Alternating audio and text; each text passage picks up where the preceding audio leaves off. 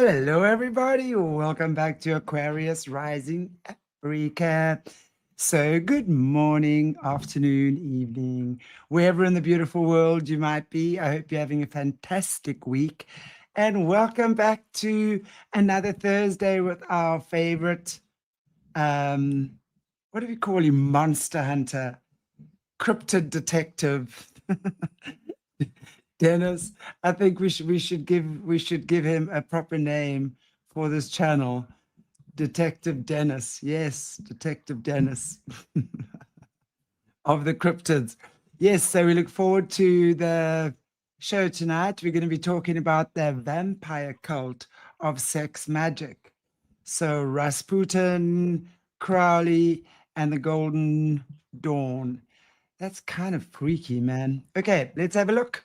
Without any further ado, if I can get my thing to move, I can bring him. There we go. How are you? Shalom. Thank you. All right. It's good to be back again. we We have say, a yeah, very I'll say, we have a very goeienaand. interesting show. We have a very interesting show ahead of us, my dear. Absolutely. When you get into vampires and sex magic, you're getting into some freaky territory here. Absolutely. Yeah. And by the way, I was just thinking you mentioned Aleister Crowley. I have a cat, a black cat named Aleister. And like his namesake, he's a little devil sometimes. So definitely, we Well, got some, I'm gonna tell everybody today to get ready, buckle up, buckle down, and buckle in because we got a very wild ride ahead of us here.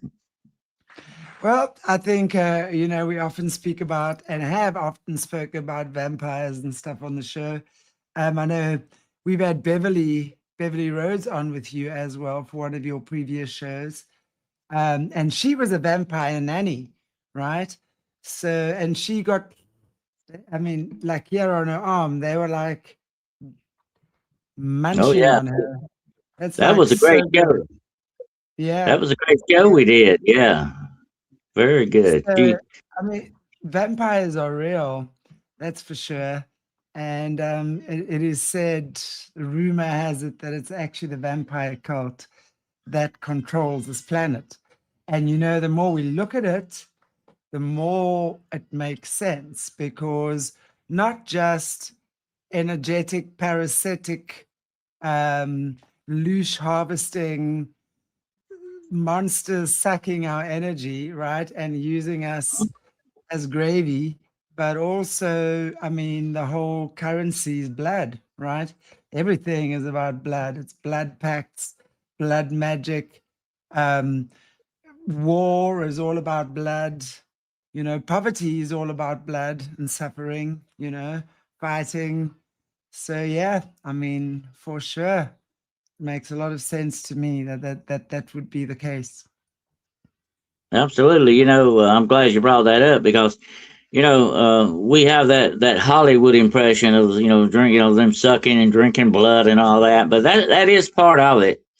Definitely, but it's not the major part of it. Mm. That's I call it the physical part of it. We got to remember something, Shanty, that vampires, for the most part, are spiritual beings. They are Yeah. of a spiritual nature, more so than human. Although there is a human component in this, definitely, without a doubt. But and you're very correct when you say they are very parasitic. Who wants ticks and leeches around? I've actually cross streams and rivers and come out and having to pick leeches off of me. They're nasty little buggers. And who wants that kind of thing around? But they are using us. Leeches, mosquitoes, ticks, bed bugs, all these different things. They're feeding off of us Mm. because they are definitely going after our blood. But what about vampires of the spiritual variety? They are more in tune with the energy that we're putting off here a lot of times. Although, like I said, the blood's a physical thing, and that's a physical connection they make with us. But also, they're making a spiritual, psychic connection with us to a certain extent when they start draining. And I have had a lot of cases where these vampire spirits that attack people will actually suck the life out of them. They Right. feed off of your very essence of your being. and that makes them very dangerous, without doubt.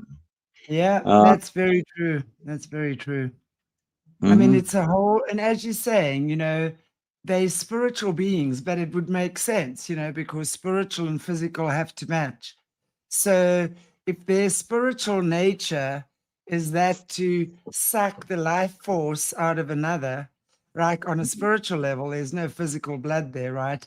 Then when they arrive in human form, it would make sense that blood, right, would be their life force. So they would then find every manipulative way possible to find victims who do that. But not just that, obviously they shapeshifters and things as well. I mean, they would Oh, yeah. need blood, as you say, blood from time to time, obviously, to feed and I guess nourish whatever they need to have nourished, right? But actually they're super powerful and they're super psychic and they want power. They want, they want to control, they want to use. So when you look at the very nature of the psychopaths at the top of the food chain on this planet, for sure they are vampires. I mean, they eat our kids. I mean, Well, I often tell people, Shanty, that we can never forget that there are certain things on this planet that are hunting the human race to a certain extent. They're like you. I'm glad you brought that up. The food chain thing. We're on the menu. Okay, definitely we're on the menu, and with these guys. But as a doctor of metaphysics, I have dedicated my life to understanding the aspects of the seen and the unseen, or the physical and the spiritual attributes of the world around us. And this goes deep into that, because they not only can attack you physically, but attack you spiritually, or vice versa. That's the way it goes. And so they're not only taking blood most of the time, and they may not even actually, break your skin to get any blood, but they can also be taking your energy from you at sometimes, and that's very just as dangerous, if not more so, than right, taking blood. Your body can replenish your blood pretty easy. It takes it a while, but it's much harder to replenish yourself spiritually after something like that. And I've had a lot of people. I'm gonna mention this before we get into the show today. I've had a lot of people over the years, that have, I've been in certain situations on certain cases where some of the people there would come to me and say, "Oh, I'm sick. My stomach. I'm sick in my stomach, or I've got a headache. I can't even think straight anymore." When they start telling me this stuff, I know that they're definitely under spiritual attack a lot of times, right, and I will advise everybody listening today. I'll give you this advice: if you ever come under spiritual attack, just like a physical attack. Now, if I were to walk up and slap your face or hit you in the head or something, that's a physical attack. Okay, that's bad. That's bad enough. But the spiritual attack is even worse in some ways, because it bruises you spiritually, innerly, and the inner person of you is much harder to heal from something like that, or recover from it sometimes, than it is the physical. And if that happens, then you need to, what it basically will do to you, Shanty, the number one thing, it will drop your blood sugar very quickly. You will feel like you've been all day without eating, or you're a lot of diabetics know this. If your blood sugar drops, you pass out. You can even it can even precipitate sometimes to the point where will give you a heart attack. This happened with Ed Warren, by the way. I'll have to talk about that someday. He was actually spiritually attacked, and I think it precipitated a heart attack, and that's what eventually unalived him. But wow, yeah, and these things can be very dangerous. And so, if that ever happens to you, get that blood sugar back up quick as possible. Eat you a piece of candy, drink a little brandy or something, whatever, to get that blood sugar back up immediately as quick as possible. You'll feel a lot better, and your body will thank you too for it, definitely. But this is what happens when you're under dark attack. It gets to the deepest inner core of your being. And that's what's so dangerous. It kind of pulls back the onion skins and gets down deep to the heart of the matter. And that includes you spiritually and physically as well. And the and that's vampires are very why. good at this. Hmm. Sorry, I just want to say that is also why it's so important to know yourself spiritually, because physically it's Oh, easy to see what's oh wrong, yeah. right? I mean, you can go to a doctor and the doctor can tell you, oh, that, and you can go for a scan, but we don't have that spiritually. So that is why spiritually we keep, by not knowing who we are spiritually, we keep lots of doors wide open for all sorts of dodgy creatures of the night to take up residence. So it's very important that we do get to understand the pureness and the power of who we are as human beings. You know, that's the thing. They've disconnected us. And I say they because yes, that's part of what their agenda is to keep us disconnected. But at the end of the day, it's up to us to change that, to reconnect our roots so that, you know, we are not swept away by this tide of deception. And we get to understand that's a river and that's a swamp. You know, you get to be able to understand what the difference is. And I think, you know, that's very important as well. Oh, absolutely. And another aspect of that also that we can't ignore is the fact that what the body is itself made to be self healing to a certain extent. You got to help that Really? along. And that's why I say, you got to get that blood sugar back up. You got to hydrate. You need to hydrate very quickly. It can affect you physically. Even the spiritual things can affect you physically. And that's just part of your makeup. That's all connected. So when you're not only healing physically, you're trying to heal spiritually too. That goes along the same lines. That's very true. And vampires know how to manipulate this because, like you said earlier, it's all about control. They're very narcissistic things. They want to control you for their own benefit, not yours. They're not worried about you. They're not using you. And that's where the sex magic stuff comes into. We're going to talk about today too. It's not regular sex like between a man and a woman in a relationship, or whatever the case may be. It's not that. It's something another step above and beyond that in some ways. It's more or less what's in it for me instead of wanting to please you in the relationship. It's all about me, me, me. What's in it for me kind of thing. And that's never good. Whatever you're doing sex magic or you're in a sewing circle or whatever the situation is, when the ego gets in the way like that, it's never good. Bad things happen. And vampires are very good at that. Okay. So if I were to point out a vampire, so there's your real dyed in the wool 100% narcissistic being right there, without a doubt.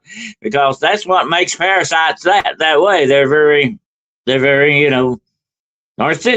What's in it for them? That's all they're worried about, And so we got to understand where they're coming from in that kind of a dark way.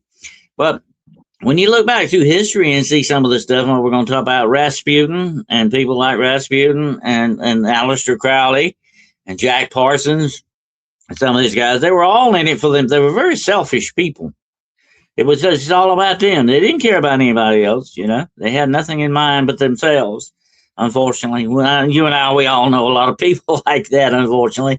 But you know what? And as an ex-police officer, I can tell you without doubt, those are some of the most dangerous people you will run into, because they don't look upon you as being a fellow human being, that you feel pain or cold or hot or hunger. They don't care about you emotionally. Emotionally, they are dead to you, and that is not very good. That's not very good when you run into people like that, and that's the really dangerous aspect. But like you said earlier, they are harvesting basically energy. That's what you're doing, and there's a lot of stuff in this world, Shanty. And we've talked about it like that along with Jesse the other day when we did that show about the different symbols. There isn't. I failed to mention this the other day, but let's look at this a moment. There's sort of a spiritual law that says they got to kind of show themselves a little bit, but they do it in such a way that they kind of keep it hidden. That's the thing about all that symbolism. They're just saying, hey, yeah, this is our language. We're telling you this, but we don't want you to come right out and tell you this. Okay, that's what symbolism is all about. It gives you the image of what they want you to see. And that's we realize that happens in this world, Shanty. I mean, and I've said this before. Every organization, and that includes churches, schools, The FBI, the CIA, the governments, the alphabet companies, whatever you want. Every single thing out there has two faces to it. We got to remember that. The face they want you to see, and then the face that they really are. That's what's going on here. And a lot of people are like that too, okay? It's not just organizations. Yeah. It's called the cover life. They all live what I think they call it is the cover life. So you'll have them living these pristine, godlike, beware of people. You got to beware of people like that. You got to be very careful. I mean, now look, you look at me. Look at old Dennis here. I'm Dennis like this all the time, okay? I'm not playing a character. I'm not doing something here. I'm me, okay? And I like people like that. That's the way I want to be. I definitely want to know people like that because, you know, I know everyone has their secrets and they have things that they don't want to reveal to other people and they want to keep private. I understand that. We all do that.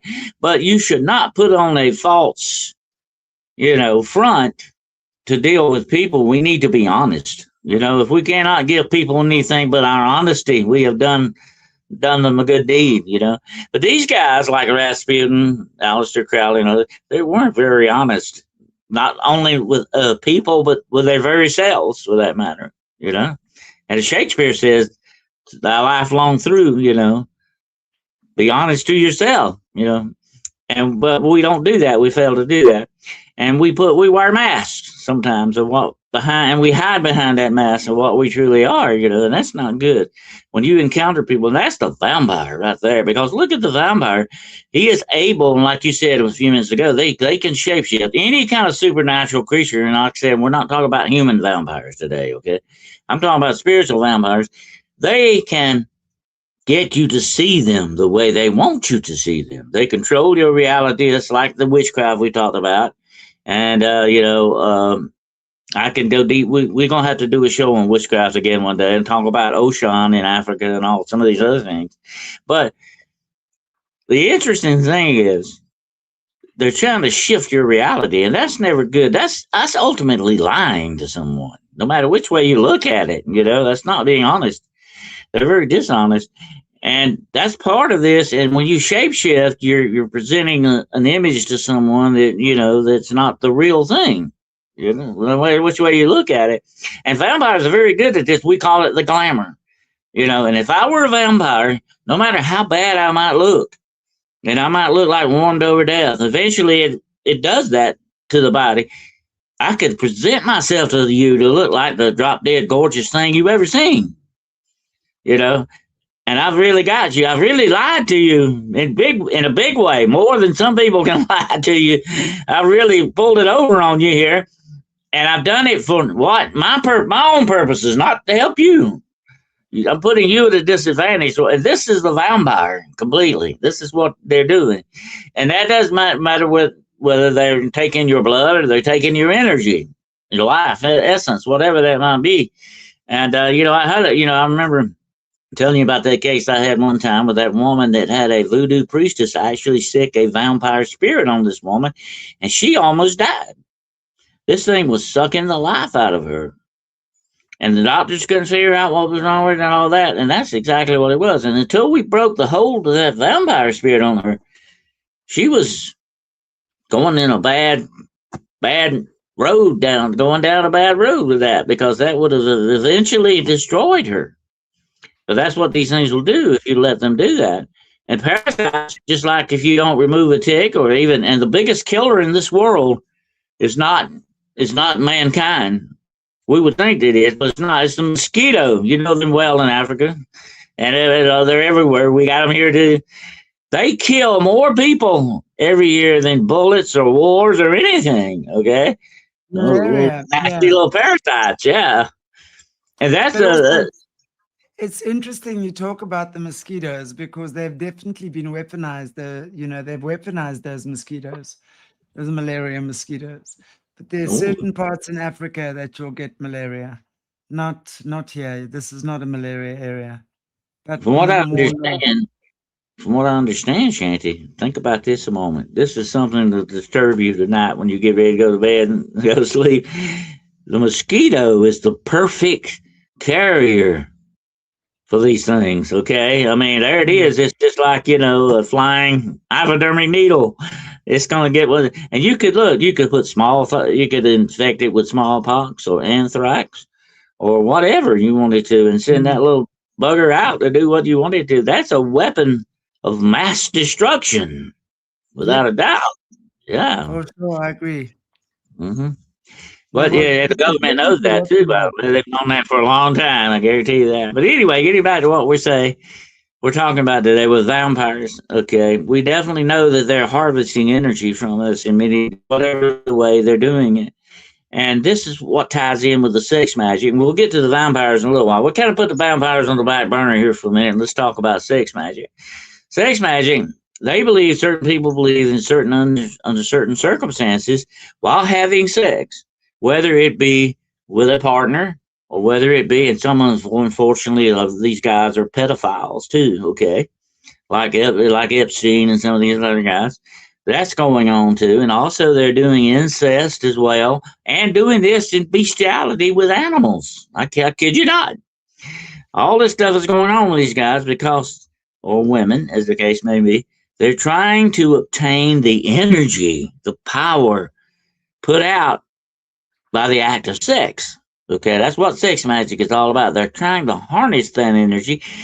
And you know, a lot of witchcraft is about energy here, the transference of energy.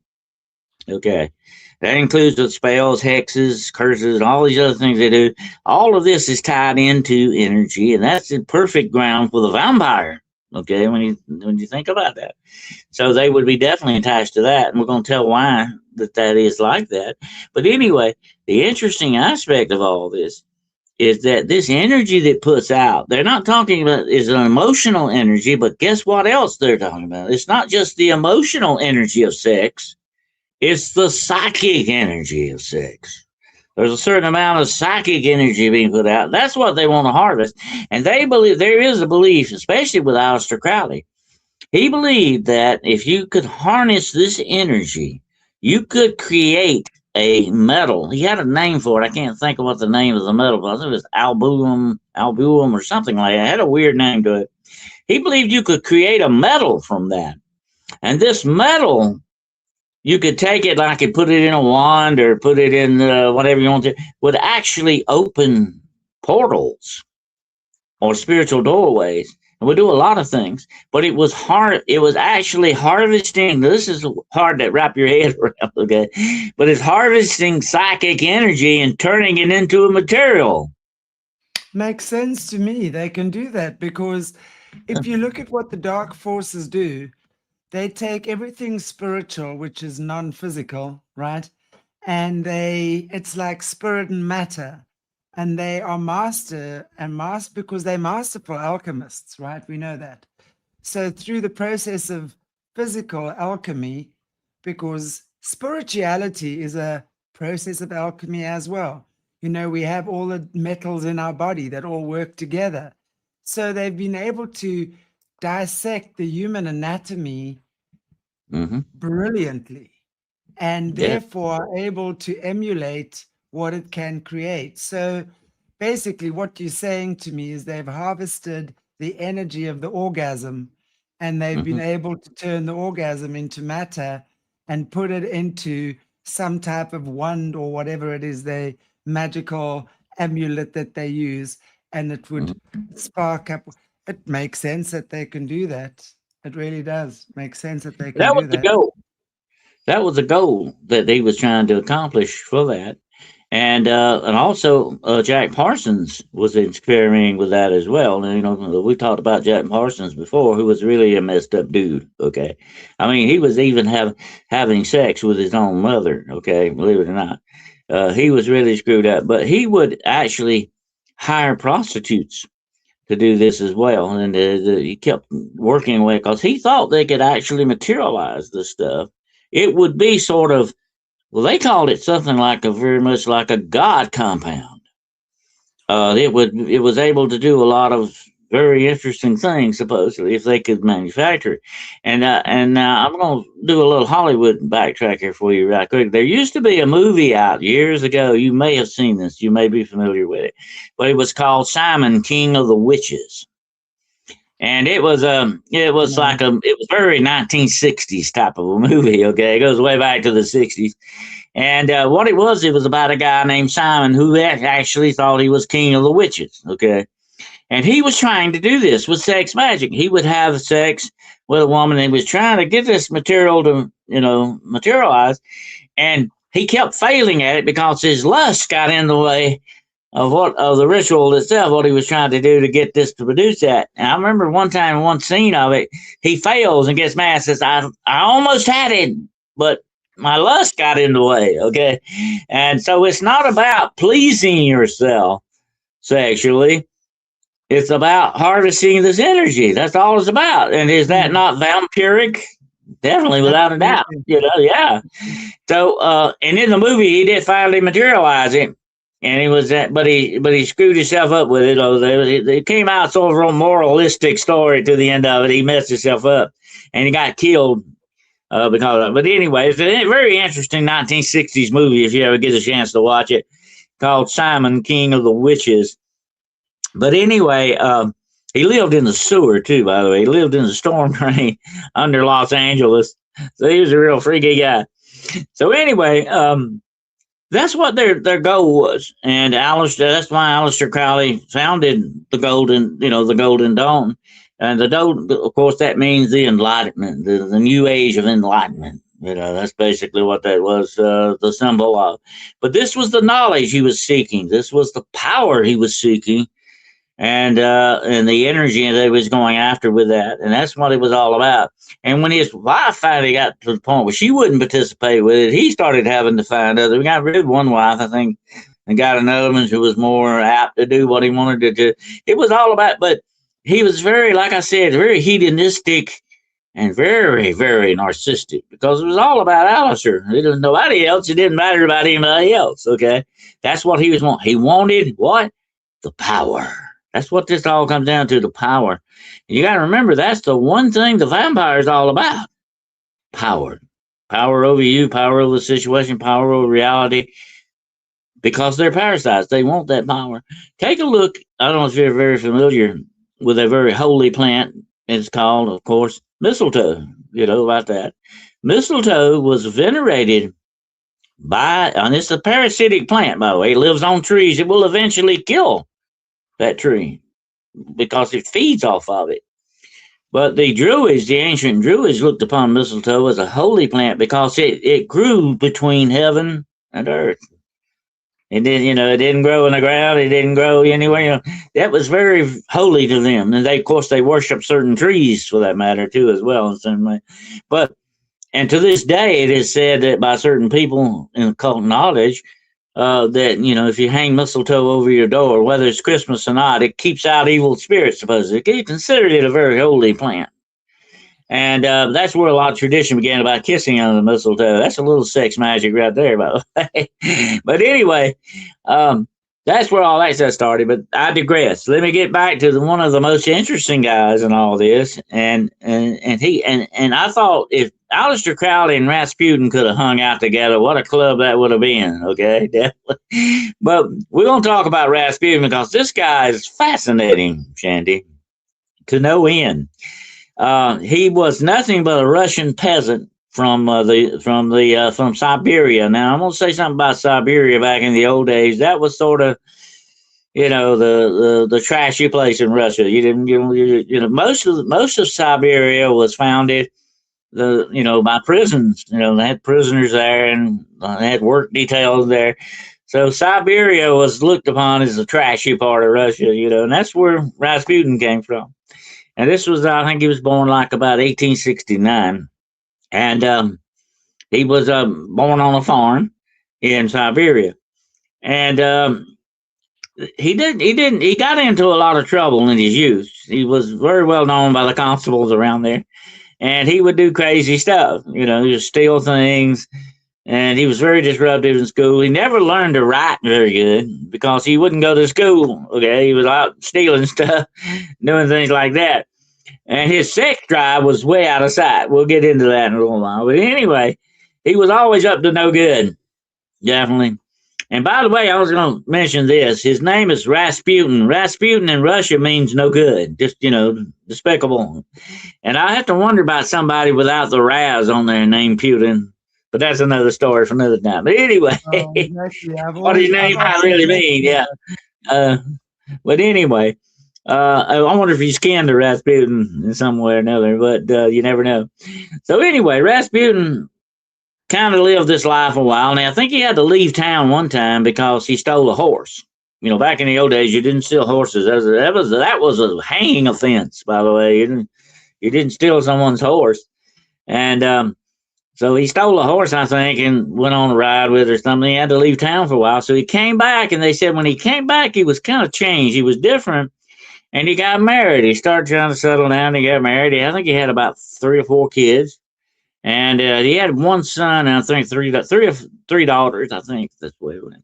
So anyway, he tried to settle down, but he was like having affairs all the time with other men's wives, and men were getting fed up with this too. Okay, you stay away from my wife, or you're gonna get shot next time. Okay, so he was very well known in his neighborhood. Let's put it that way. Rasputin was something else. So Rasputin finally, supposedly, had a vision one day where Mary, the mother God, came to him and said, Rasputin, you got to go on the pilgrimage. And she told him where to go. I think it was like a part of Greece or somewhere. He had to go. And he actually went on this pilgrimage. Now, back in that day, you had trains and stuff. You had horses. You had the very beginnings of this was like about 1905, I think, when this happened. And you had, very early modern cars and all that. But he said no, monks. He was going to be a monk. Monks had to walk. That was the painful thing. And they were all about pain, okay, making it hard on themselves. They felt that was the way to do it. Now, this is the beginning of the religion. Yes, he founded, he was very instrumental in a religion we're going to talk about here in a minute. But he went on this pilgrimage, okay, he went to Greece and I think parts of Italy or somewhere, and he came back a completely different man. He came back a holy man, or so he says. He came back a holy man, okay, and there was a reputation he got along the way of coming back that he could heal people. He could perform miracles. And he was sort of like God on earth kind of a guy, okay? That's the way people looked at him. And he could also supposedly foretell the future and all that's going on. And he got the eye of certain Orthodox priests that were around in that vicinity. And he got in tight with them, okay? So he began to understand how to play social norms to get things he wanted from politicians and people in power, okay? That's the beginning of Rasputin, who, like Aleister Crowley, was very much that same way, too. Aleister Crowley knew how to play people to get what he wanted. Because he had a lot of followers. He had people giving him money. That's what these guys do. But the interesting thing about Rasputin, I don't know if you got, you kept that picture I sent you. But you look at this guy's eyes. He's got the freakiest looking eyes. And this was part of his power. He supposedly could mesmerize people and actually put them under his power. And the eyes are just very strange looking. Very weird looking eyes and very hypnotic looking. And he supposedly had this power over women. Now here's the interesting thing about Rasputin. He never bathed. He smelled very badly. Okay. People talked about him like, God, this stinks to high heaven here, and yet he was bedding women right and left. I don't know how that happened, but that's the way he went. But he had this this hypnotic power over women. And he used that to his advantage too. And we'll talk later about the fact that his penis is pickled. Okay. And so you can go see it in Russia. I'll tell you about that in a few minutes. But anyway, he had this power of women. He was going to town with a lot of these women doing things. He had a following of women. And out of this following came a religion called Clisti. The Clistis were following the doctrine of Christianity to a certain extent, but they believed this, Shanty. This is the weird part. and of course this Rasputin was behind every bit of this. They believed that you could get rid of sinning by sinning. The more you sinned, the more you got rid of your sins. They believed this, okay? And they actually, during their ceremonies, these women would dance. They would twirl around and around. They're very much like the whirling dervish, you know, of the Muslims and Turkey that do that, you know. That's a religious thing with them. And they will twirl around like for an hour, okay? And there you go. Look at those eyes. My gosh. That's just, yeah, I mean, that Is that like even a that real looks evil. That's the way you can look at it. Yeah. And he had a very mesmerizing effect on people, especially women. Well, I don't know just women, but that's the way it went. But he would supposedly could do that with men as well. And he did it with Nicholas, Tsar Nicholas, and the Tsar Tarzina. You know, he was actually bedding her. He went to bed with her. She was enthralled sexually to him, and he also supposedly raped a couple of her daughters in the family. Okay, this guy, and he would hang out in the daughters' bedrooms, supposedly telling them bedtime stories. This guy was just as low down as you can get. Okay, and yet at the same time he was playing the royal family for everything they had, and they took him in. And here's how he got that done. Some of those Orthodox priests I told you about recommended him to two sisters that were kin to the Tsar. Now they call these two sisters, I can't remember their name, but they call them the Crow Sisters because they had long beaky noses, but that's why they called them that. And he got in tight with them, and that was his stepping stone to the Tsar of Russia, okay, to Nicholas. And he used that to his advantage. And that's how he got in tight with the Tsarina, you know, because their son, Alexei, was dying of hemophilia. Now, hemophilia, of course, is that disease where blood disease, if you, he contracted this disease, inherited it from his great grandmother, Queen Victoria of England, by the way. But he would just a scrape of the knee or something, he would bleed to death. And so when the Tsarina told Rasputin about it, he said, "I can heal him. I'll heal him. You know, I can save your son, you know." And she said, "Well, you know, go do it. If you can do it, do it." And so he supposedly went in and prayed for Alexei, and he immediately stopped bleeding. And he had the doctors, and the Tsar had hired a lot of doctors, of course, to, you know, keep his son from dying. That was his only heir to the throne, you know, to keep his son from dying. He had a whole bunch of doctors, and immediately Rasputin said, "You do what I tell you to do, and your son will live. Get rid of all these doctors, the medicine, everything. Get them out of here. I'm the only one thing your son needs." So he was playing this to his advantage as always, okay? But let me tell you what probably, and we found this out later, historians know this, what probably kept Alexei alive and solved the problem with the hemophilia. Those doctors, unbeknownst to them, were giving Alexei aspirin. And what? You know what? You and I know they were giving him aspirin. And you and I know aspirin is a blood thinner.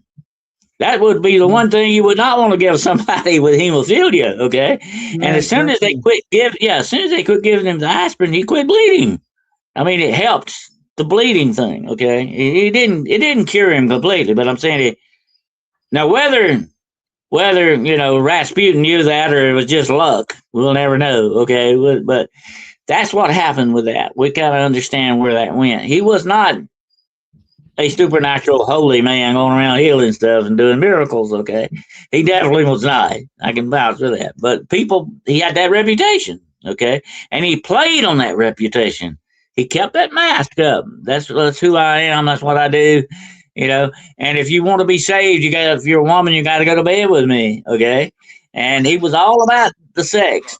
And he said this about sex. Here's the Clisties now. The Clisties, when they would dance and twirl around, they would eventually fall down. And then they would all have a sexual orgy because they were getting rid of their sin by sinning. Okay? And of course, this was perfect for Rasputin. He ate it up, definitely. He loved that. And that's what that religion was about. So he took that and went, with the royal family with that. If you want to deal with me, you got to do what I tell you to do. Okay, and that includes going to bed with me when I tell you to. And he was definitely. And here's something else. Here's something else was going on at the same time. The Tsar Nicholas, was having headaches and fatigue and stuff. He probably had high blood pressure or some sort going on with him, they think. But Rasputin said, "I got something I will give you for that," which was Landrum. You know what Landrum is? It's sort of a liquid cocaine kind of thing. Okay, and he started giving the Tsar this stuff, and of course, he got hooked on it. So he was not only beheading the Tsarina and saving the son, he was also telling the father what to do. He was beginning to rule Russia. And the Russians did not like it. A lot of the Russians said, "Who is this filthy guy from the sticks, from Siberia that doesn't know anything? He smells bad and he looks terrible. He's ugly looking, he's weird. What's he doing ruling Russia?" And the Nicholas had just put down a little bit of a revolt that the people, but he did not. Nicholas was busy with a lot of things, probably with his addiction for one thing, that Rasputin got him addicted to. He was busy a lot with that, and he was not paying attention to what the people were doing. He wasn't giving the people what he was. He was really bearing down hard on the people, raising taxes. Food was out of sight. It was terrible in Russia, okay? This was beginning. Karl Marx loved this, okay? This is the opportunity he was waiting for. And that's where the Bolshevik Revolution began, But it began very quietly. That's the way revolutions usually begin, a little bit at a time before it gets big. Nicholas was not paying attention to any of this, and the Tsarina didn't give a rip about it. She didn't care. As long as her son was living, and she didn't care. But he was not paying attention to this. And then war broke out with Germany. And to top it all off, the Tsar said, "I got to go be with my men," And Rasputin was even giving him military advice, okay? Rasputin was a puppet master. You ever heard of a movie called Svengali? Svengali was supposed to be, it's an Italian thing about this. It's really patterned after this guy, Rasputin. It's just exactly like, if you've ever seen the movie, that was really a takeoff on Rasputin. He was running Russia from the background. Right. And he was giving them military advice. He was telling, keep bearing down on the people. Don't give them what they want. Give them what we give them, and all this stuff. And here's what Nicholas said about it. They come to Nicholas and says, "You got to get rid of this guy. He's running everything. He's ruining everything. This old smelly old son of a gun. We need to get rid of him." And there were several assassination attempts on Rasputin, by the way. Because the inner circle and some of the royal family, the cousins, wanted to get rid of Rasputin. They hated him, okay? Because he was taking mainly their power away from the Tsar that they had over the Tsar, okay? That was one of the reasons why they wanted to get Rasputin, get rid of him. But they kind of finally come to Nicholas and said, "Look, before you leave to go to Germany, you need to get rid of Rasputin, okay? Because he's on our necks." And he said, "I don't care. As long as the Tsarina is happy, I'm happy. I don't care." So that was his answer. And he left to be with his troops in Germany. Rasputin really took over then. He was in the perfect place he wanted to be. And he had this cult, the sex cult going on at the same time. And he also had power over the country. Now look at this lowly, bad-smelling peasant from nowhere starts ruling Russia. And they could not stand this. So they decided, hey, we got to get rid of this guy somehow or another. And they actually set up one guy. He went and they actually followed Rasputin. They followed him. And every night he would go out and hire prostitutes. It wasn't enough he was bedding down every woman around the left. He was out also messing around with prostitutes. And he would go out and get prostitutes at night. I guess when it was an off night and the ladies had something else to do, he would go out and hire prostitutes. So we had a steady stream of the evening, ladies of the evening come in. He was just bad and rotten as far as you can get, okay? And they come back and said, this guy is just as despicable as you can want to be, and we got to get rid of him. So some of the cousins, royal cousins, one of them, I think his name was Yuroslav, said, I will do it. I will kill him. I will assassinate Rasputin. But we got to do this the right way. We got to be careful how we do this so that we won't be guilty, you know, we won't give our hand away. So it was December 30th. And he sent Rasputin a message. He said, my wife, Irina, and Rasputin had been wanting to get with Irina, okay? And when he said, my wife, Irina, invites you to our party, you know, tomorrow night, December 30th. And it was sort of like a New Year's Eve, pre-New Year's Eve party. And he said, Irina specifically requests that you be there, Rasputin. You know, he said, oh, I'll be there, definitely. I will definitely be there. Because there were rumors that he may have been having or trying to have an affair with Irina. Okay. But she was supposed to be one of the most beautiful women in Russia, which is why I think Rasputin had his eye on her. Anyway, she was married to the cousin of the Tsar. And so he said, oh, yeah, I'll be there, you know. So that night, this is what they set it up to do. They said there was no party there that night. It was at this guy's palace. And he said, you know, he put some music on at the room at the top up there, and there were several men there.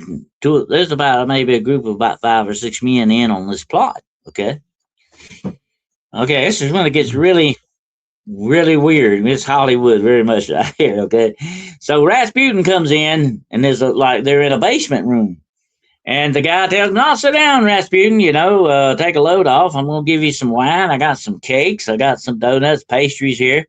You go ahead and eat this, you know, while, you know, Irina hasn't got to the party yet. The party's going on upstairs, you know, but you're a special guest, you know.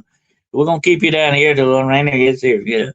And so Rasputin said, oh, yeah, okay, I'm fine with that, you know. Now, Rasputin was also an alcoholic, by the way, folks. So he was a big alcoholic. So the wine was out on his menu, and definitely the cakes. But what Rasputin did not know that the wine and the cakes were laced with arsenic.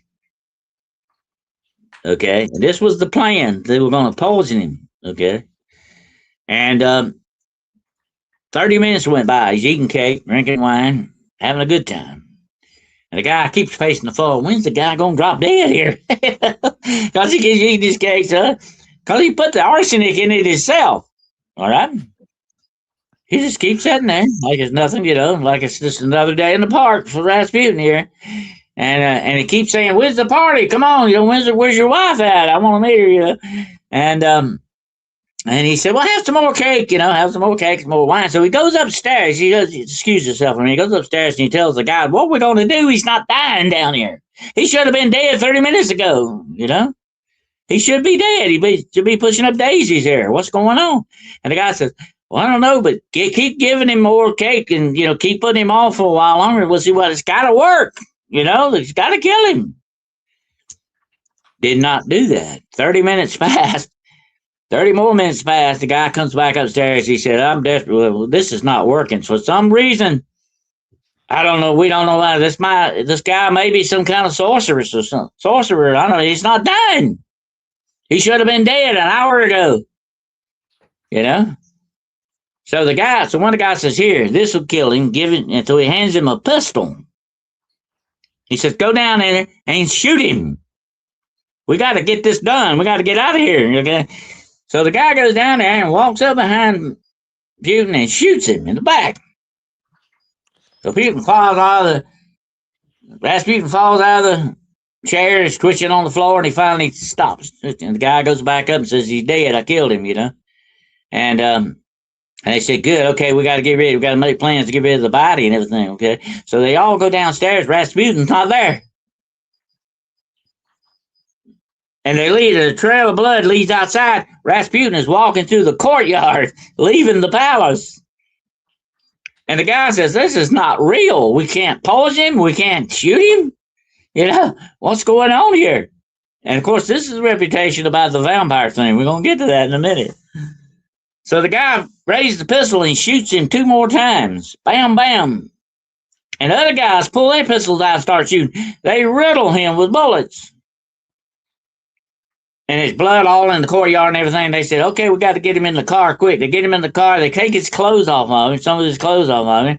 I think they even leave one of his boots behind. And they wrap him up in ropes and they put him in the back of the car and they drive to a bridge. About a mile away, they drive to a bridge with a big river flowing through the middle of St. Petersburg.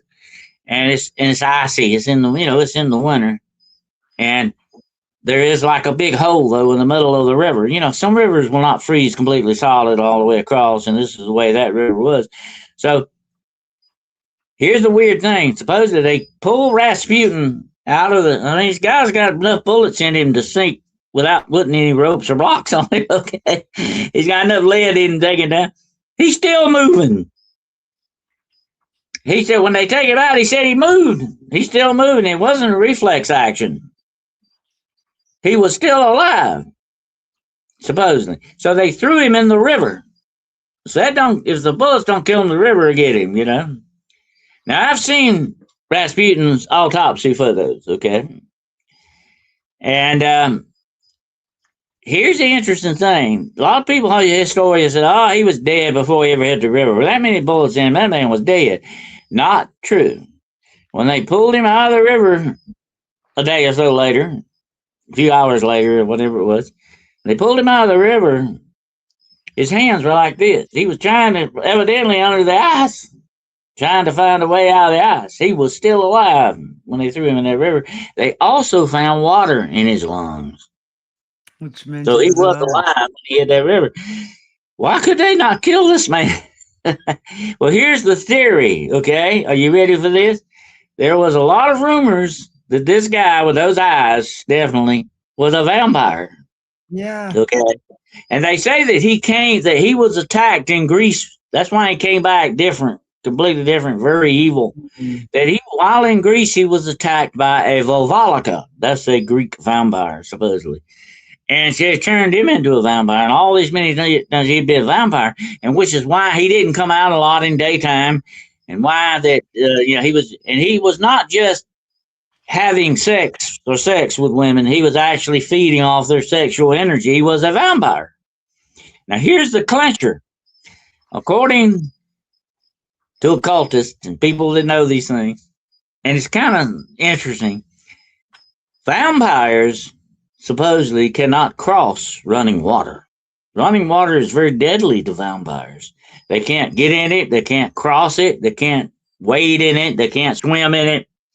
Because running water is very spiritual, okay? We know that in the occultic circles that water represents the spirit of the earth itself. It's very spiritual, especially running water. Like a pool of water, like a mud hole. Well, that's not spiritual, okay? A real running water is living water, per se. And that's why vampires supposedly can be destroyed by it. Is that what killed Rasputin in the end? Was that river? Okay. But I've seen his autopsy photos, and believe me or not, he had a lot of holes. He had enough holes in him to be a screen door. Okay. He was shot. So why you could not kill this guy? Arsenic didn't kill him. Bullets wouldn't kill him. The river got him. And that's the rumor that he was a vampire. What year was this? That was about 1915, I think. My father had been born in that year. I think it was 1916. I'm sorry. My father was a year old at that time. That's my tie to history. But that's very interesting. All this stuff happened that way. So that's the rumor that Rasputin was a vampire. Now, here's the other part of it. Also, it is claimed that he did not die in the river. That they covered it up because very shortly after all this, before this happened, let me go back and tell you what Rasputin told the Tsarina, okay? This is what he told her. If you let them kill me, because he supposedly could see the future. He was a prophet, okay? He said, if you let them kill me, he said, your family will be doomed. Your whole family will perish within 2 years. And you know what? That prophecy came true because right after Rasputin was killed, the Bolshevik Revolution happened. They took the royal family, of course, you know what happened. They took them and killed every one of them. And it was within the 2 years after Rasputin died. His prophecy Wow. came true, believe it or not. Yeah. Whether that was an accident or what, I can't say that for sure, but it makes you wonder about that. But anyway, according to ancient legend, people who are bitten by vampires, people who become vampires, can supposedly see the future. That's another aspect of it. But there are rumors that he survived the river. They covered it up, and that he is still alive in the world today. I don't know about that, but that's another part of that rumor. Of course, they say that about Aleister Crowley too. They say that Aleister Crowley is reincarnated or something, and he's going to come back that way. I mean, that's what they do. They love to do that. So they'll choose same soul, different body to continue on their mission. I mean, I've spoken to survivors who've spoken about being involved in reincarnation rituals, where they literally, Well, would. well, it's really not reincarnation like they teach in India, but it's sort of like the consciousness returning and inhabiting, Yeah. someone else. Yeah. And supposedly they can do this on the year that someone is born. When someone is born, they can inhabit their consciousness, supposedly can inhabit that being and grow up that way. You know what I'm saying? It's not actual reincarnation that some people believe. Yeah. But anyway, the weird thing is, there's another story that they did actually say, well, we had enough of Rasputin, let's burn him to ashes and throw those ashes back in the river. Supposedly that's what happened originally to Rasputin, that they actually burned him. And that's what you do. By the way, here's another interesting vampire part of that. That's what you do with vampires. If today I were to destroy a vampire, I would stake it down, I would cut his head off, and then I would burn it to ashes. That's how you kill a vampire, a real inhuman vampire. I wouldn't advise you do that to people, okay? But that's how you do a real inhuman vampire. And that's exactly what they did with Rasputin. When they got, after the autopsy, they cut his head off and burned him to ashes. Wow. But I'm wondering how effective that was, because, I mean, they can burn the body to ashes. And I mean, that's still energy, right? Ashes to ashes, dust to dust, because those ashes then become the things that compost the earth and become part of the earth anyway, which still contains his energy. But at the end of the day, it's about his soul. Like, what is his soul shenanigans? Where is that soul of his now? That's what Well, that's to be a Shanty, to be a true vampire, a true demonic vampire, you are actually possessed by a demon, per se, okay, an evil spirit. This is what actually turns you into a vampire. It's not what Hollywood goes with, okay? Hollywood's got it completely wrong. A real folkloric vampire is a person who is basically inhabited by an evil spirit. And here's the interesting thing. I want you to think about this, okay? I've done a lot of studying on serial killers. We need to do a show on serial killers sometimes. They're interesting stuff. I've done a lot of studies on serial killers, and I've met some. I've looked them eye to eye, and definitely looking back was not human in some ways. Definitely not. But I think a lot of these so-called serial killers could be inhabited by these evil type spirits, causing a lot of this stuff. And what these evil spirits do when they inhabit you, they attach to your spirit inside of you and control you from there on out, supposedly. And you got to wonder about Rasputin, because he came back somewhat different from that trio, whether Volvodka bit him or whatever the situation, or he got inhabited by an evil spirit while he was gone, whatever the situation.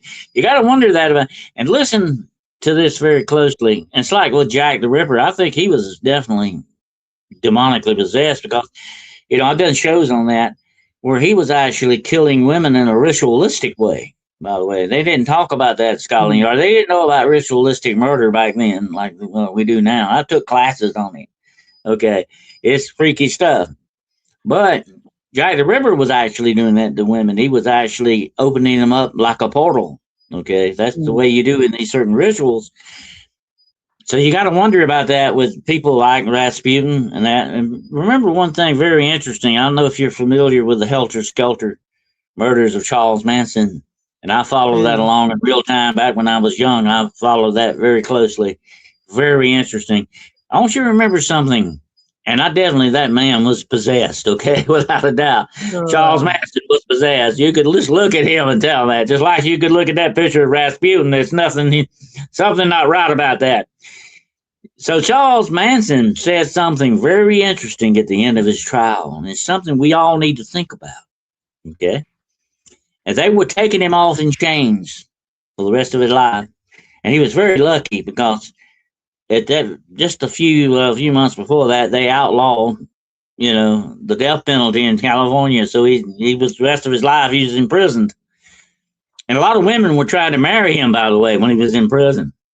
Believe it or not, he had a thing over women like Rasputin did. Okay, absolutely. You read about it. It's wild. It all goes back to the sex magic, folks. Okay. So anyway, Charles Manson said something very interesting when they were taking him off. And he said this out loud. This is on the record. He said, "You may lock me away for the rest of my life, but my spirit will walk your streets every night." That was not Charles Manson talking. That was what was in Charles Manson talking. So to this day, my friends, that's why I always say we need to bear something in mind. When someone hates us, okay, we got to wonder about this, okay? If somebody hates us, is it them that really hates us? Or is it the demon in them that hates us? That's what you got to wonder about, especially with serial killers and guys like Grigory Rasputin. Well, I agree with you in terms of that, with the demonic entities connected to these guys, because on one of my Australia shows that I did a couple of years back, I was interviewing a guy. In fact, my channel got struck because of that interview. And he spoke about, in Australia, I always talk about the atrocities that happen there. Really, it's beyond gross. He was in a boys' home, Derek boys' home, and Ivan Milat, who was one of Australia's notorious serial killers, was in the boys' home. Yeah, was in the boys' home with this guy. And he spoke about how they mind controlled them, and they literally made Ivan Milat into that serial killer. And he was there with him. And he talks about how in this boys' there was not even one honest adult, not one. And how he would be getting phone calls. He'd get a phone call and they'd obviously say something on the call and his mind would go and do whatever, right?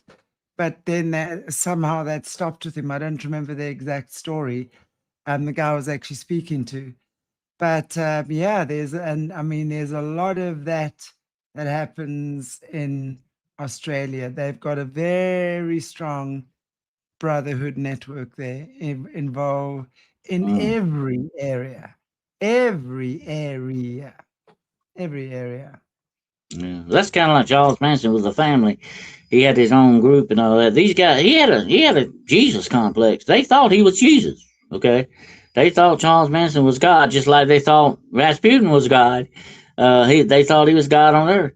They guys utilize that. They take that and run with it. But I'm going to tell you something weird about most. I'm not saying every single one of them, but 9 out of 10 serial killers are. Guess what? They were obsessed with blood. They're obsessed with blood, and murder, of course, is part of their repertoire. And with that, I will tell you this. Without a doubt, and I've said this on other podcasts and other shows I did, and Jack the Ripper is the most fascinating one of all to me. I guarantee you, without a doubt, he still walks the streets of our cities. Yeah, but sure. Who will he inhabit next? Well, I mean, at the end of the day, as you say, it's these vampires' souls that kind of just find another way to continue their evil. They pretty much live forever. Vampires are forever.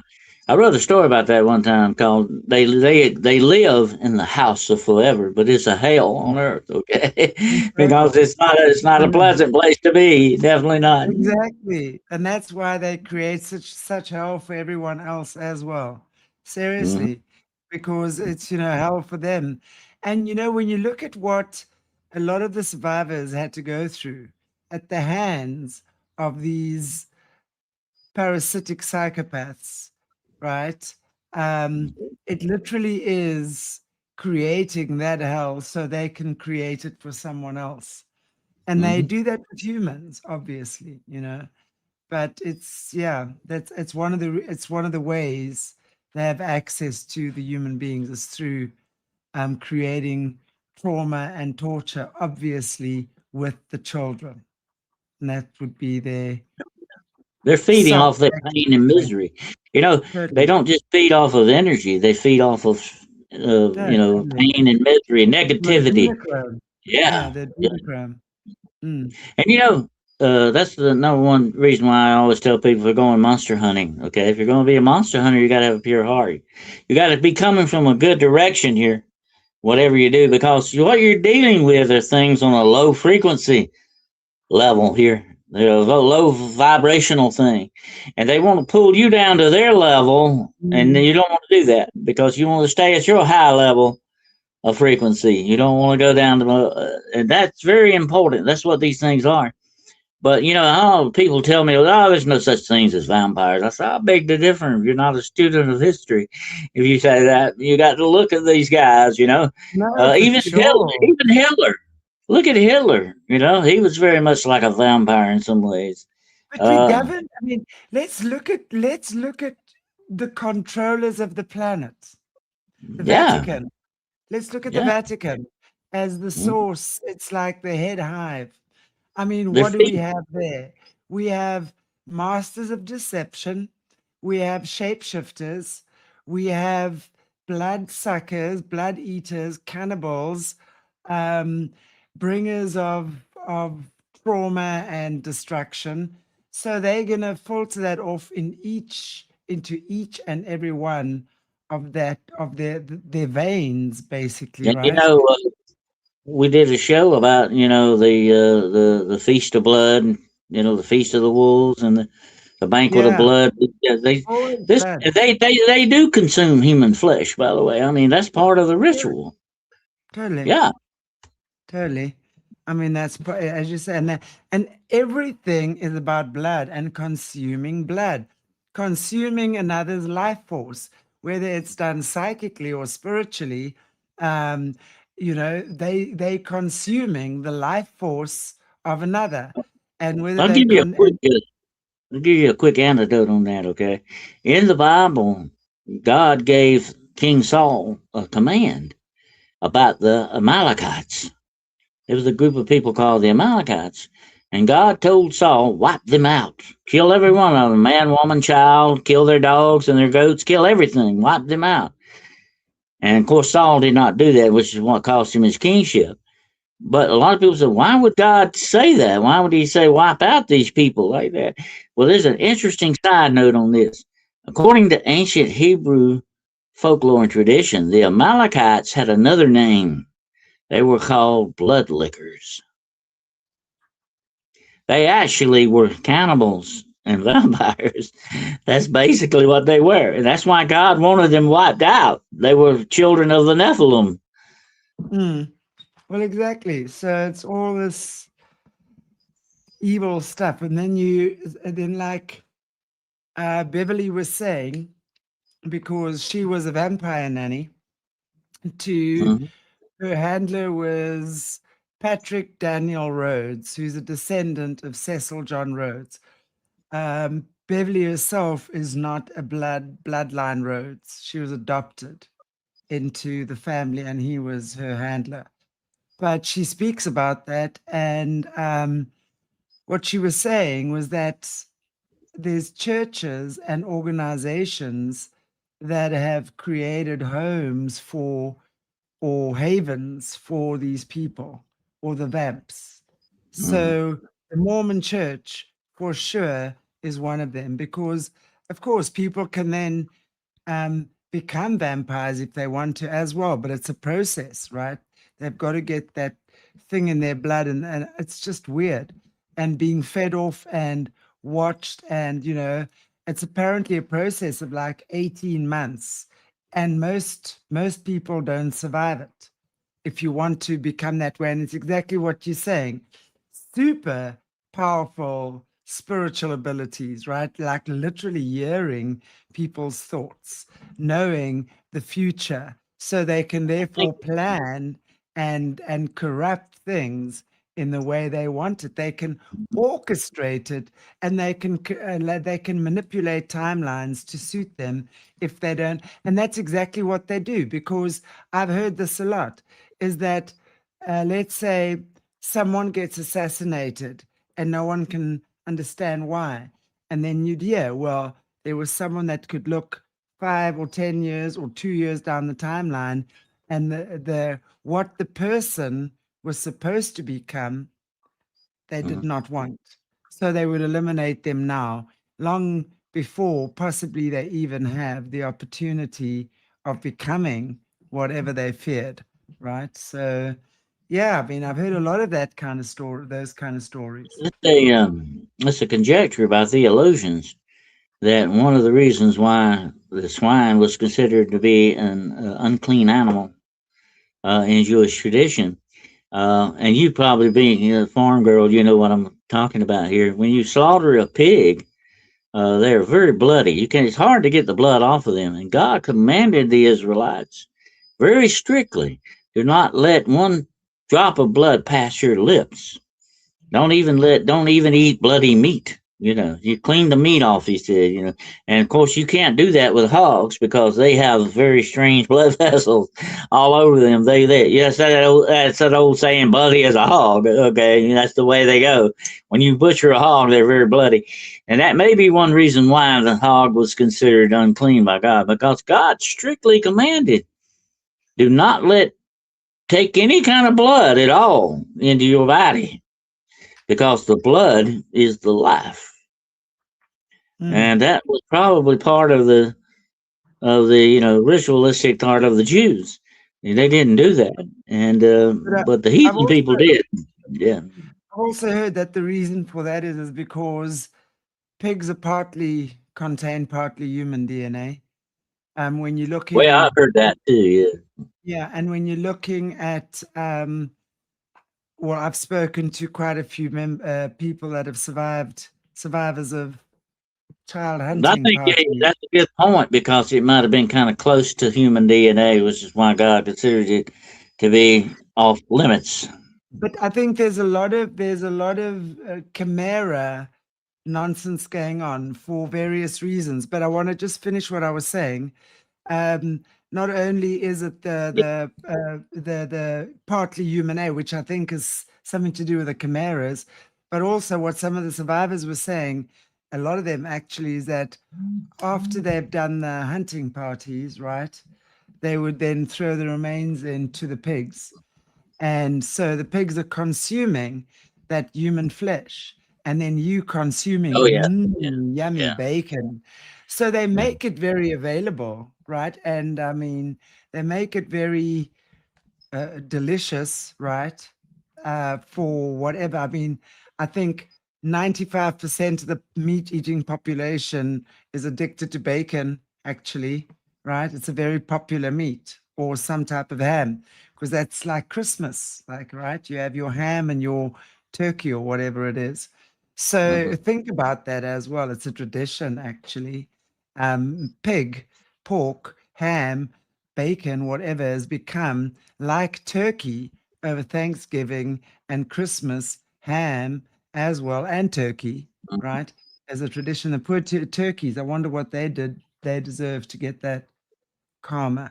But it's it's important that, I mean, I think, especially now that I know, I mean, I don't eat meat for my reasons, right? But it's like when you look at, I mean, it's important that we recognize, like you say, like I'm thinking especially pork now, because we know, and I haven't actually made that connection before, like Christmas ham, you know, always hearing about the Christmas pork, and if it's unclean, and if it's containing human DNA, and if it's possibly consumed human remains, why are they making that such a big hullabaloo? And the turkey is like a chicken on steroids. You know, I don't know. And yeah, and Blue-Eyed Bandit, I was about to say that. And pigs are known to cannibalize each other. They will be cannibals if they have to be put into that situation. They are meat eaters, and wild pigs will consume humans too if they're put in that position. So it's crazy, actually, if we think about that, like the pork or the pig side of the consumption. Really is. Yeah. I mean, I haven't put it all together like that as I just have now, and I'm sure there's more to it than that. And of course, the Mormon Church loves their pig farms. I'm told they've got lots of pig farms. The Mormon Church. Well, So a lot of money in economics too. Of course, church was bringing in that money definitely from the pig farmers.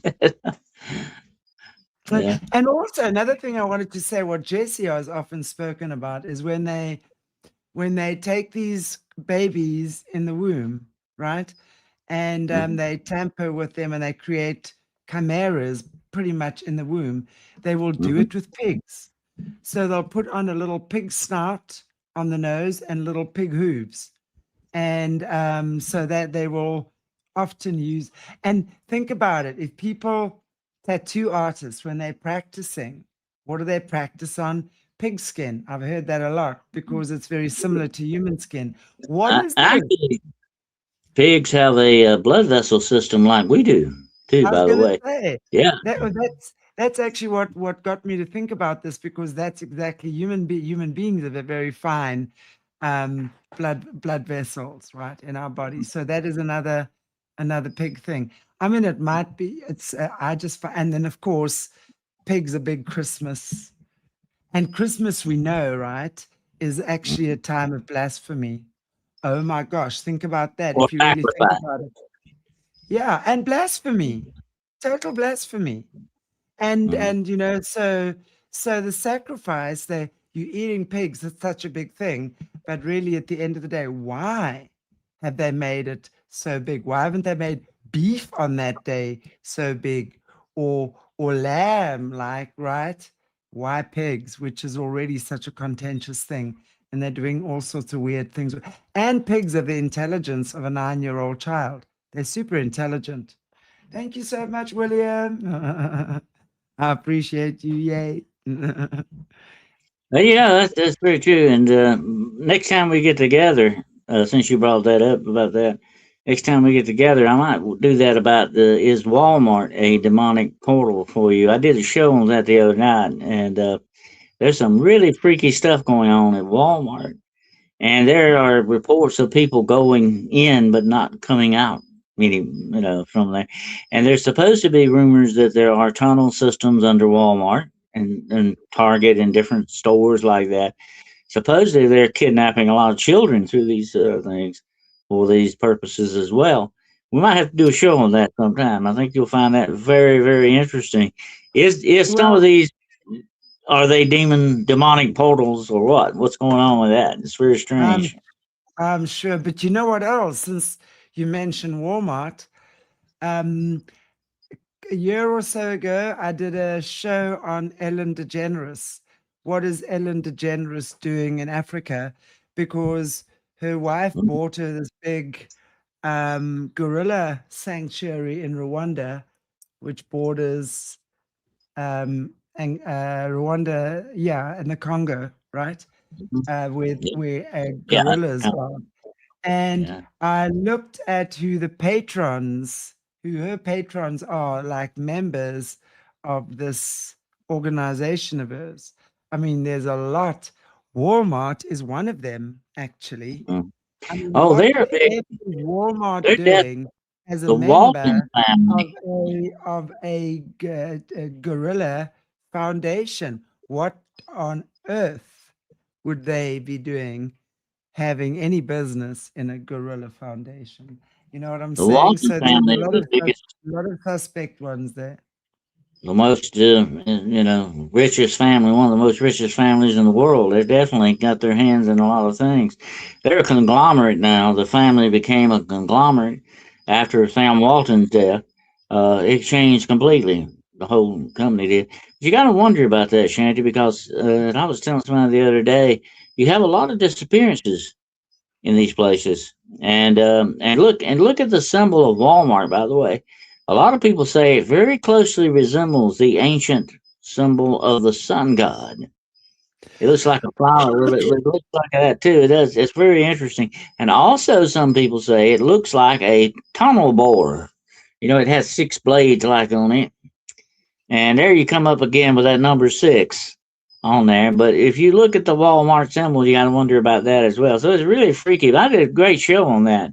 And there are a lot of strange stories. And I even had my own strange experience in Walmart one night. I have to tell you about it sometime. It was really freaky. Wow. Well, I tell you what, Cape Town's definitely got a portal here because there's a certain there's a certain part of Cape Town where you walk through, actually Green Market Square. I don't know if any of you Cape Townians are here or have been there, but I tell you, I've seen lots of aliens in that place. Like you walk past these guys, and they're generally from other parts of Africa, right?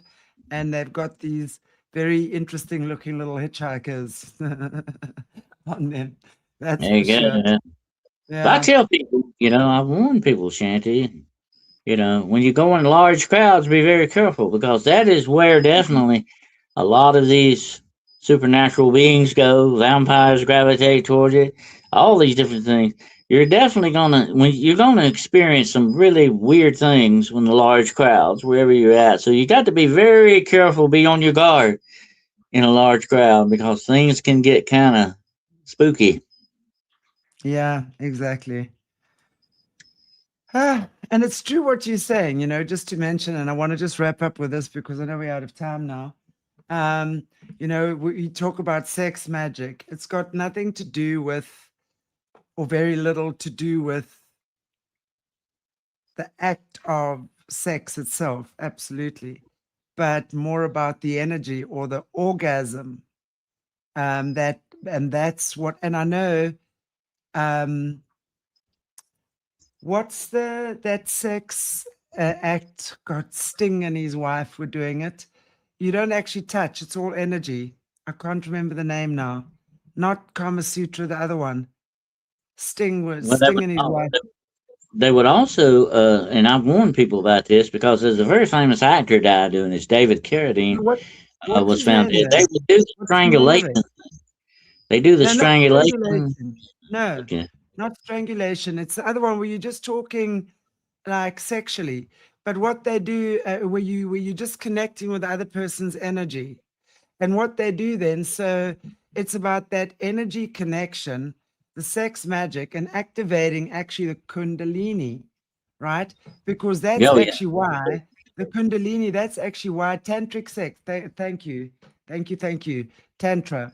So they will use Tantra, and they connect like that because, and obviously with the kids and stuff, they want that Kundalini, the activation of the Kundalini, because through extreme trauma, the Kundalini, which is the force, the most powerful force, uh, uh, transformational force. But if it almost has a sense of an orgasmic bliss. Euphoria. Euphoria. Yeah, Yeah. euphoria, Yeah. but like it's beyond orgasmic.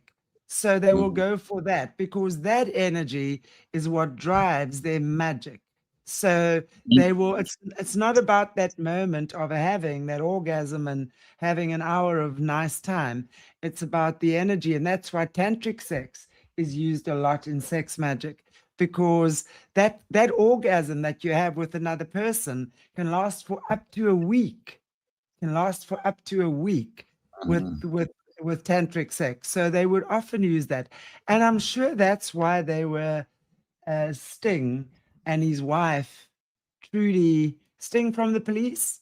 A couple of years back, they were very much promoting that type of sexual connection. And I'm sure that could have been also one of the reasons. They've got to make this desirable to the public, so they're going to get a Right. sexy couple that promotes it, right, and gets people to think about it and try it and practice it and what have you. They always do that. But yeah, I wanted to say that as well with the sex magic.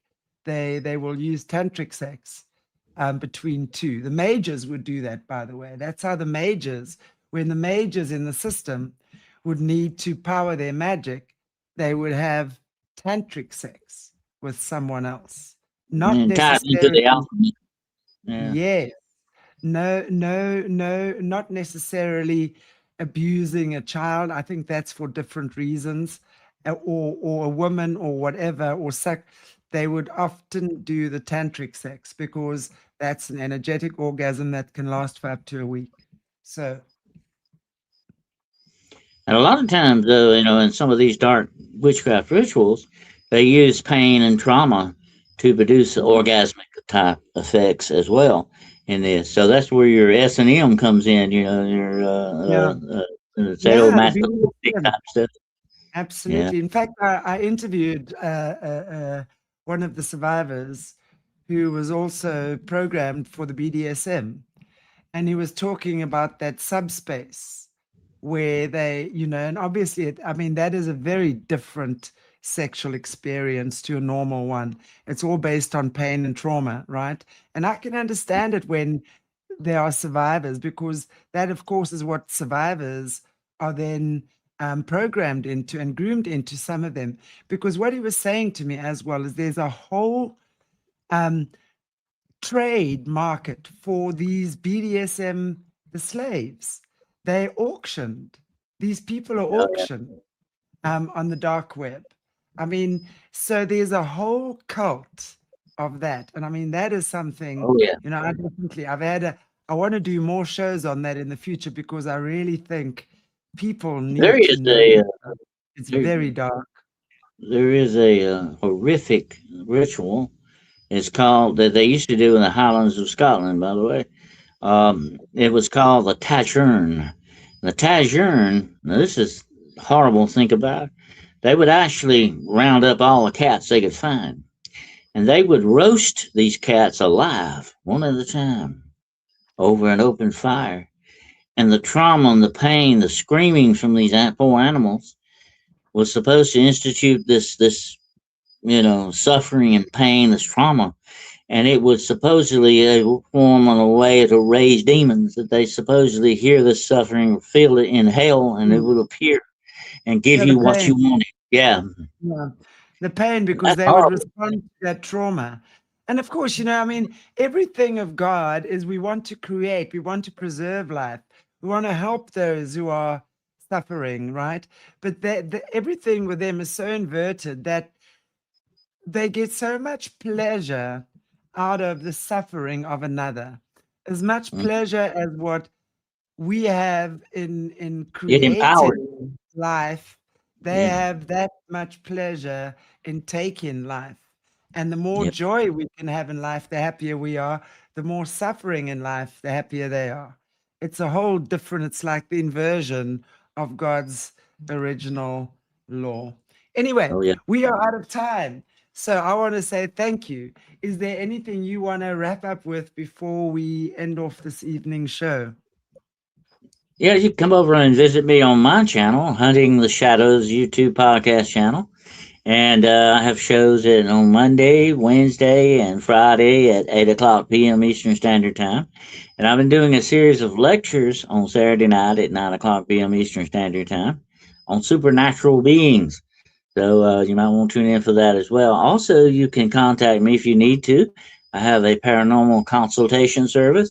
Or if you just have any questions, you want to share a story or whatever, if you had a strange experience at Walmart or whatever the situation, you can contact me at denniswcarroll.com. My books are available on Barnes and Noble and Amazon. Just look up the author, Dennis W. Carroll. Thank you, Dennis. And we will see you back in 2 weeks' time again. And thanks everybody for joining us. I really appreciate you being here.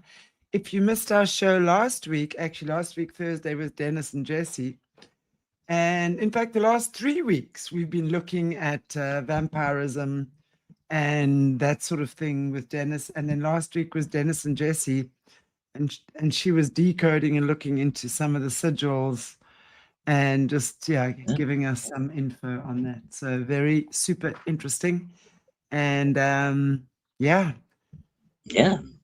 it's learning the language of the forbidden. It's the forbidden language that we've not been able to learn. And Jesse's really giving us first-hand knowledge. I mean, guys, if you don't watch Jesse's shows, her decodes are fantastic.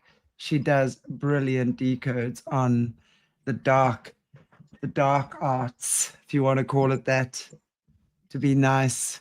Anyway, take care, everybody. I will see you tomorrow on Drop In with Shanti, and then I'll see you on Saturday with Jerry Marzinski, and then I will be back next week again. Take care. Have a beautiful, beautiful, beautiful weekend. God bless you all, and take care of your beautiful selves. Mwah. Bye. Bye, Dennis. If this broke something open, if you recognized yourself in the testimony, if your body responded before your mind understood, the next step isn't more information. It's pattern work. Decode what your nervous system built to survive. Dismantle the story that keeps it running. Reorganize through the body and choose from the person you're becoming, not from the pattern that formed when you were too small to choose. That's Solutions. Link below. The body is the record. Let's listen.